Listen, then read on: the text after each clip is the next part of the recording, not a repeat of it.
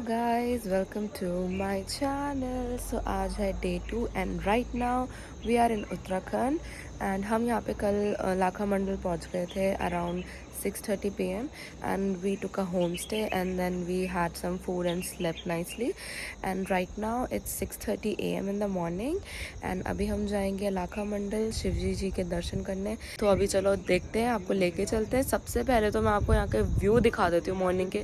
आए है इतने प्यारे व्यू एंड आपको होम स्टे भी दिखाती हूँ जहाँ पे हमने स्टे किया था।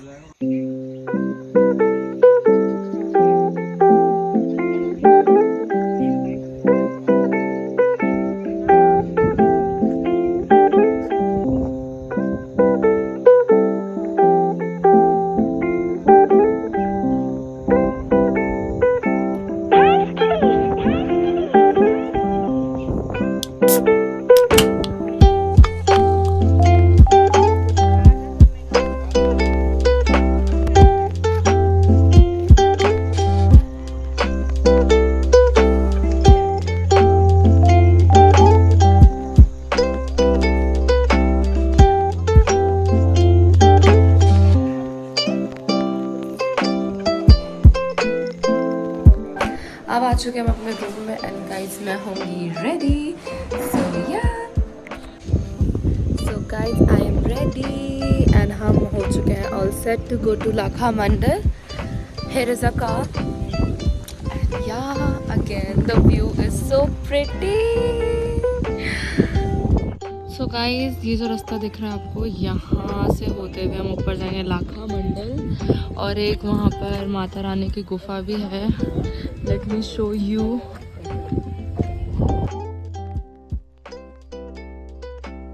ओरी तो गाइस अब हम जा रहे हैं लाखा मंडल। सो गाइस यहाँ पर है ट्रैक्टर वाले भैया, लाइक जो यहाँ के ओनर है उनका ट्रैक्टर है and mummy is full excited, कह रही है कि चलो भाई भैया मैं राइड दो एंड भैया is ready to give us a ride.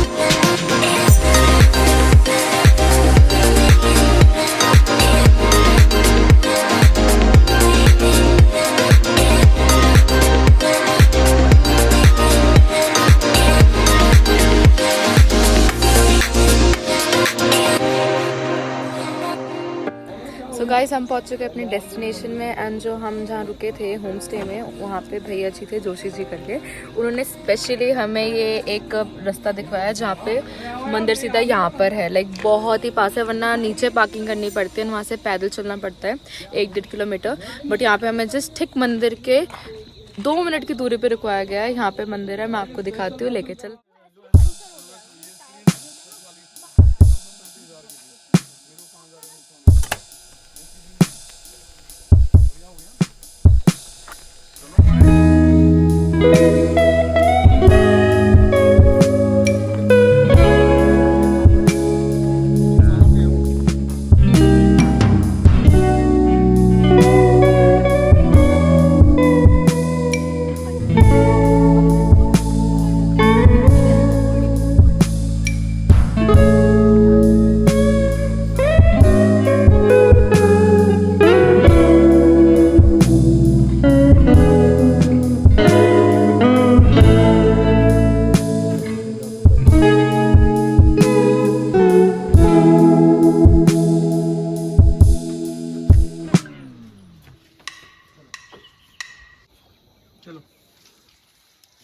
जी बहुत हिट ब्लॉगर है यूट्यूब की। अच्छा, प्रणाम पंडित जी। हरिओम हरिओम हरिओम।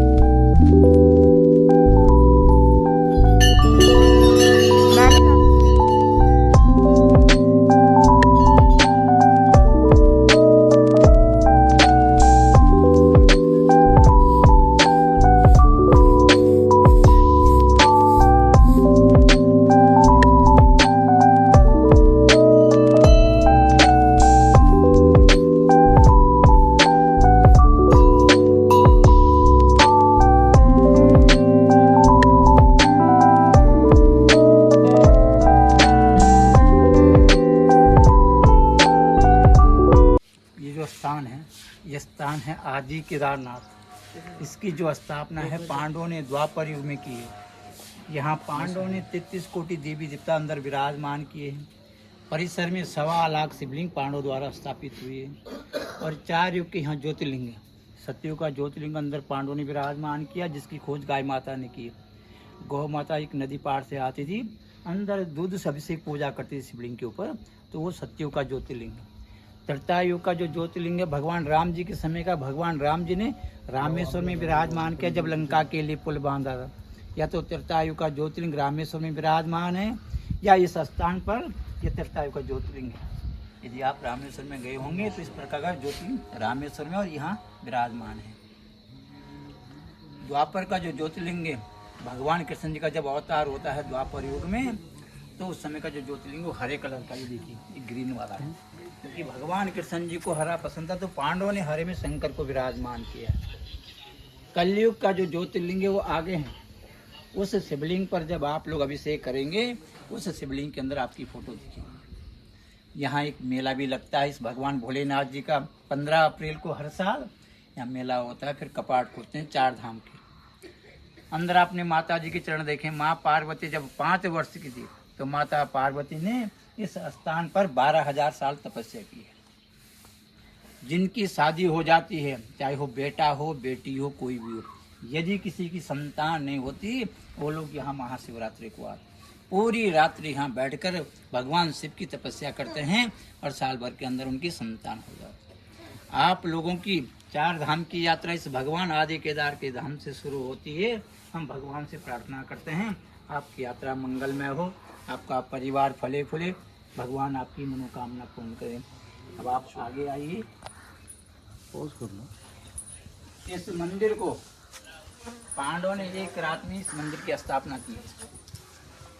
जिस एक रात में इस मंदिर को पांडवों ने विराजमान किया है। जिस गाय माता ने इस मंदिर की खोज की, उस गाय के जो खुर हैं, आप लोग खुर बोलते होंगे ना, जो खुर हैं ये इसमें अंकित है। देखिए ये पूरे मंदिर पर आप देखिए ऊपर तक गौ माता के खुर के निशान बने हुए हैं।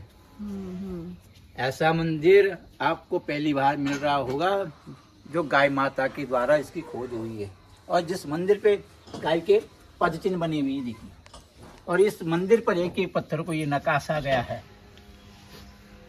आप जब केदारनाथ जाएंगे, इसी प्रकार का मंदिर वहाँ पांडवों ने विराजमान किया। ये आदि केदार है, 5,500 साल पुराना ये शंकर जी का मंदिर है यार। यहीं पर पांडव को जलाने के लिए जो कौरव ने जो लाक्षागृह बनाया, वो भी यहीं पर बनाया। कौरव ने पांडव को जलाने के लिए, ये वो जगह है।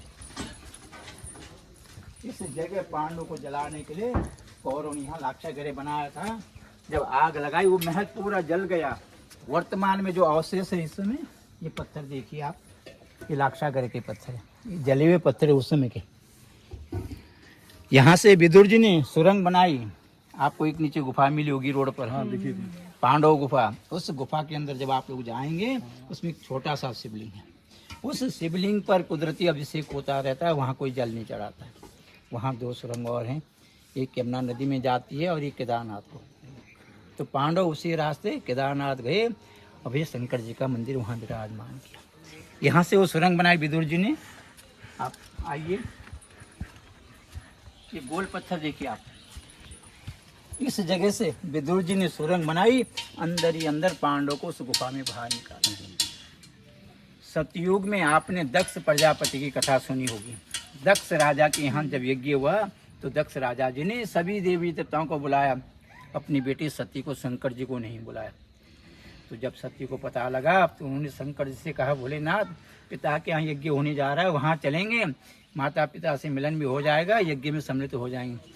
तो भोलेनाथ जी कहते हैं, देवी हमारे लिए कोई निमंत्रण नहीं है, हम लोग वहाँ नहीं जाएंगे, तुम भी मत जाना, मेरा कहना मान लो। तो माता सती जब पिता के यहाँ जाती है तो पिता के घर में उसका अपमान हो जाता है। तो जो यज्ञ हो रहा उनके पिता का, उसमें भस्म हो जाती है। शंकर जी को जब पता लगा कि सती उसमें जो भस्म हो गई हवन कुंड में, तो शंकर जी ने क्रोधित होकर अपनी जटा से ये 2 वीरभद्र तैयार किए, जो आपके सामने इस समय विराजमान है। इन्होंने दक्ष राजा का यज्ञ विध्वंस किया। जब राम जी का अवतार हुआ त्रेता युग में, तब ये दोनों जय और विजय बन जाते हैं। द्वापर में भगवान कृष्ण जी के समय ये भगवान कृष्ण जी के द्वारपाल बनते हैं। इस कलयुग में ये देव बनते हैं, इनके मुकुट लगा हुआ है। बताया जाता है कि हीरे मोती ज्वारा से मुकुट सजा हुआ है, और ये दानव हैं, इनके कंकाल है मस्तक पर, ये प्रमाण दर्शाया जाता है। ये देखिए, ये प्रमाण है। इस लाखा मंडल में हमारे 24 गांव आते हैं। 24 गांव में जिस भी व्यक्ति की मृत्यु होती थी, उस मृतक व्यक्ति को इस स्थान पर रखा जाता था। फिर पंडित जी गंगा यमुना जल लाकर मंत्र का उच्चारण किया, जैसे जल का छेड़ा मारा, वो प्राणी 2 पल के लिए यहाँ जीवित होता था। तब पंडित जी के हाथों उसकी पितृ पूजा होती थी, फिर उसे वैकुंठ की प्राप्ति होती है। यहाँ आने से आपके जो पूर्वज हैं, वो चाहे किसी भी अवस्था में गुजरे होंगे, उनको परम मोक्ष की प्राप्ति होती है। पांडवों को लगता है पितृदोष, क्योंकि उन्होंने अपने गुरु द्रोणाचार्य को, पिता सस्तामा को, भाई बंधु को, सबको मारा है। तो भगवान की खोज में निकले हैं कि हमें भगवान शंकर के दर्शन चाहिए। जब उन्हें अपना राज्य राजा परीक्षित को दे दिया, तो चले भगवान शंकर की खोज में। ढूंढते ढूंढते उनको शंकर जी नहीं मिले। तो भगवान कृष्ण जी कहते हैं, धर्मराज सखा, भगवान ऐसे नहीं मिलने वाले, तुमने पाप किया है, तुम्हें जो पश्चाताप करने पड़ेगा, पितरों का तुम्हें श्राप है, इसलिए तुम ऐसा स्थान ढूंढिए। इसका वर्णन भी है, जब केदार कंठ का अध्याय चलता है, शिव पुराण में लिखा हुआ है। सामने यमुनोत्री है, मध्य हिमालय, पांडवों ने यमुना तट के किनारे भगवान शिव को विराजमान किया। जो भक्त उस देवनगर के दर्शन करते हैं, उनके जन्म जन्म के पाप खंडित होते हैं, मनोकामना पूर्ण होती, पितरों को वैकुंठ की प्राप्ति होती। तो पांडव यहाँ आए, ये मंदिर एक रात में विराजमान किया। ये 5 पांडव हैं सामने, इनको स्थापित किया। परिसर में शिवलिंग है। इस लाखा मंडल में 100 मीटर में आज भी खुदाई होती है, तो शिवलिंग करते रहते हैं। तब पांडव को भगवान शंकर ने इस स्थान पर साक्षात दर्शन दिए। भगवान शंकर से फिर आगे बढ़े, उनके पीछे पांडव गए और केदारनाथ में फिर मंदिर बनाया। ये आदि केदार है, वो केदार है। आप लोग आप आगे आइए, ये हवन कुंड है। इस स्थान पर जब यज्ञ होता है तो यहाँ हवन किया जाता है। हर साल यहाँ पूजा पाठ होती है, सुख शांति के लिए हवन किया जाता है। ये 5 पांडव हैं। अब आप इधर आइए।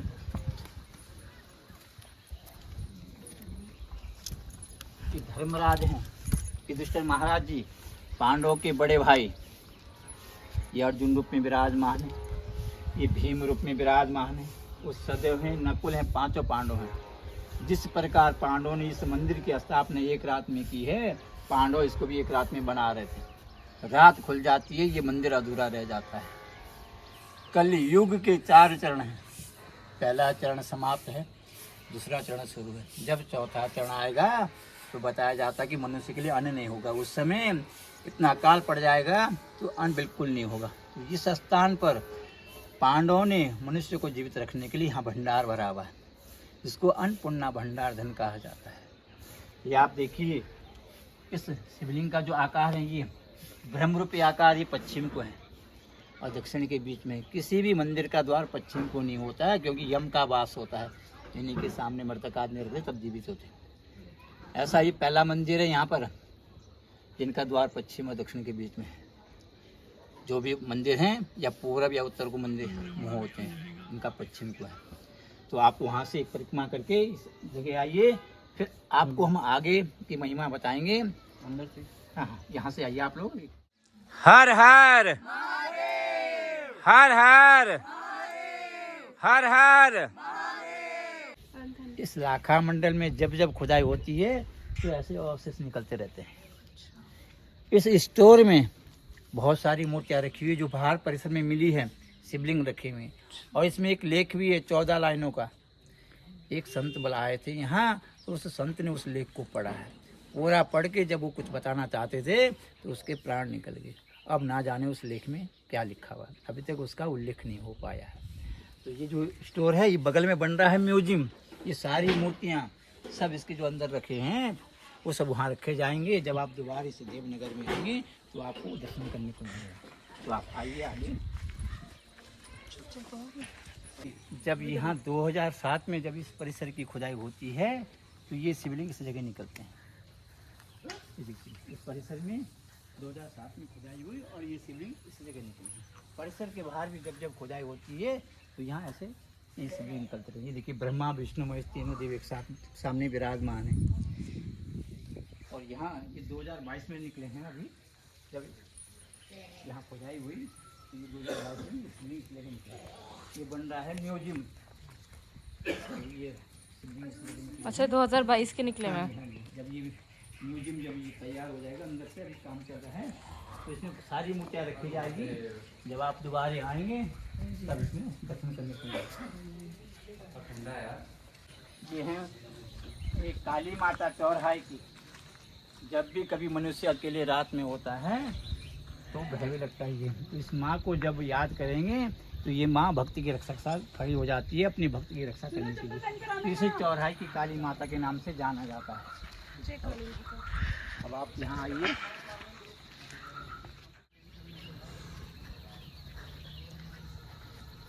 ये है महाकाली, माँ शीतला देवी के नाम से ये प्रसिद्ध है। जब 2020 में कोरोना हुआ तो इस गांव में, इस क्षेत्र में किसी को भी बीमारी नहीं हुई। तो जो भक्त इस माँ के दर्शन करते हैं, यहाँ आते हैं, उनके ऊपर सदा इस माँ की कृपा बनी रहती है। ये महाकाली है, महामारी को रोकने वाली माता है। उसके बाद यहाँ दर्शन किए जाते हैं। हाँ हाँ, बजा दीजिए आप। अब फिर आप यहाँ आएंगे। ये शिवलिंग है, अद्भुत चिंताहरण महादेव। जैसे आप इसमें जल से अभिषेक करेंगे, इसके अंदर आपकी फोटो दिखने लग जाएगी, प्रतिबिंब। हाँ जी। बताया जाता है कि जिस प्रकार राजा भगीरथ जी ने गंगा जी को मृतलोक मिलाया, अपने 60,000 पितरों का उद्धार किया, इस भगवान के ऊपर पूजा अभिषेक करने से जो आप लोगों के जो पितर हैं उनको परम मोक्ष की प्राप्ति होती है। आपके जो कष्ट भगवान न लेते, मनोकामना पूर्ण होती। तो आप वहाँ से जल लीजिए। अब आप यहाँ अभिषेक करें।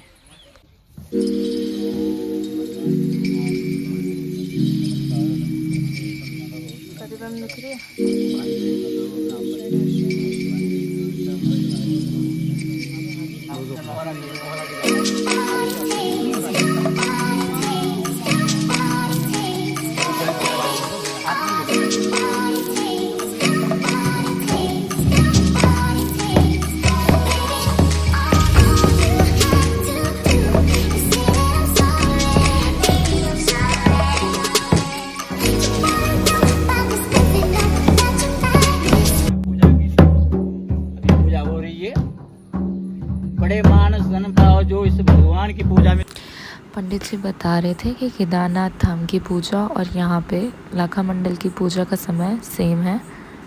पूजा होती है, शाम को आरती होती है, पूजा हो रही है आदि केदारनाथ। यहाँ की पूजा से कई गुना फल प्राप्त होता है जो पूजा में यहाँ सम्मिलित होते हैं। जैसे महादेव, भगवान शंकर की पूजा हो रही, 33 कोटि देवी देवता। आप लोग यहाँ बैठिए, यहाँ बैठिए। जैसे पूजा समाप्त होगी, उसमें जो तिलक है, प्रभु जी के चरणों का जो तिलक है, वो हर किसी के भाग्य में नहीं होता है।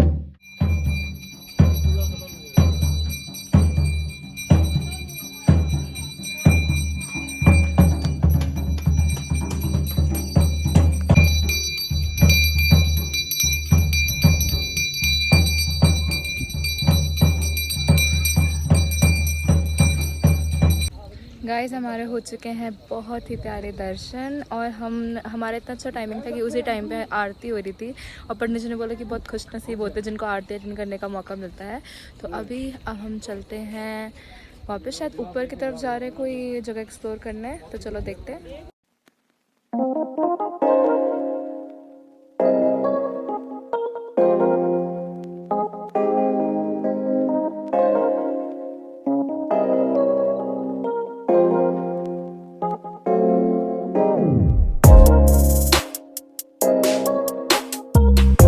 गाइस अब हम जा रहे हैं माता की गुफा के दर्शन करने। यहाँ से नीचे एक गांव है ये पूरा।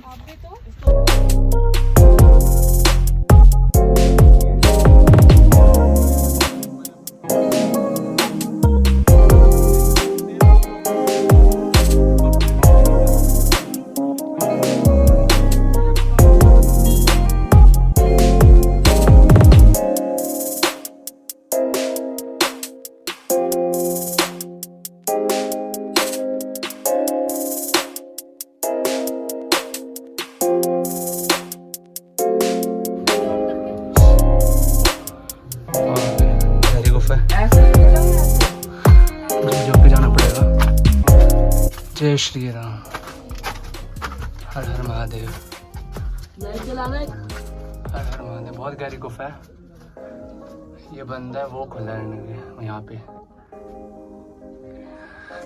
जाए ना जाए अंदर, चले चला जा। बंद। जय श्री राम, जय श्री राम। बंद है गुफा। वो रहा शिवलिंग, वो रहा चल बड़ा शिवलिंग। चल झुक के जमीन के। हर हर महादेव, हर हर महादेव। ये थी शिव गुफा। अब आ गए हम बाहर वापसी। बहुत नहीं है, अंदर शिवलिंग रखा हुआ है। चलो तुम्हें दर्शन हो गए ना? हो गए। गाइस ट्रैकिंग बहुत ज़्यादा है। अभी हमने माता की गुफा के दर्शन करे थे और अब ऐसा बोला जाता है कि ऊपर द्रौपदी माता का कुंड है जहाँ पे उन्होंने स्नान किया था। गाइस हम पहुँच चुके हैं अपने डेस्टिनेशन पे। ये रहा कुंड, बट ये अभी सूखा पड़ा है।